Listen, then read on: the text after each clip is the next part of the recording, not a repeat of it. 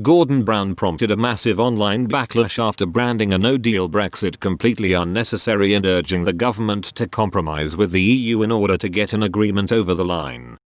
Boris Johnson has told the country to get ready for a no-deal Brexit at the end of the transition period in December. This comes after talks between the UK and EU reportedly broke down over each party's red lines for a trade deal. Former Labour Prime Minister Gordon Brown has now warned Sky News that exiting the Union without a ratified agreement will only lead to more suffering for Britons.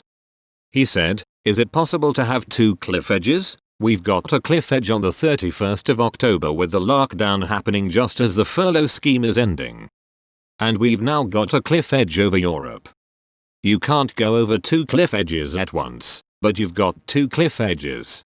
We've already got the loss of jobs and the loss of economic growth, and therefore the suffering that people face as a result of unemployment." Mr. Brown continued, "I do fear that if we have tariffs imposed on our goods and this no-deal breakdown imposed on top of that, then it is more suffering for people. It's completely unnecessary. A deal can be done. It should be done. It's necessary that it is done.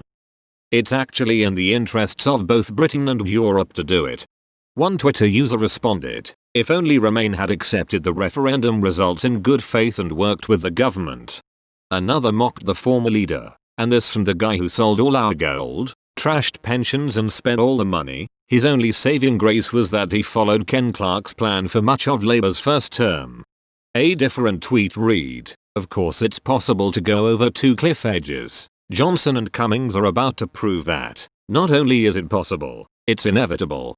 One user added, "He is the last guy to give advice. I remember him when he was PM. Never would have had my vote if it was an election choice." Another demanded, "Why are we listening to a failed chancellor who was an unelected PM?"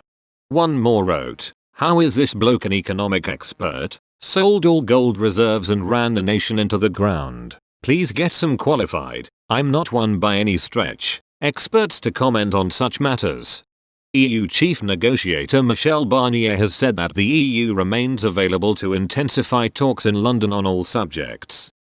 However, Downing Street rejected the offer, insisting that the UK continues to believe there is no basis to resume talks.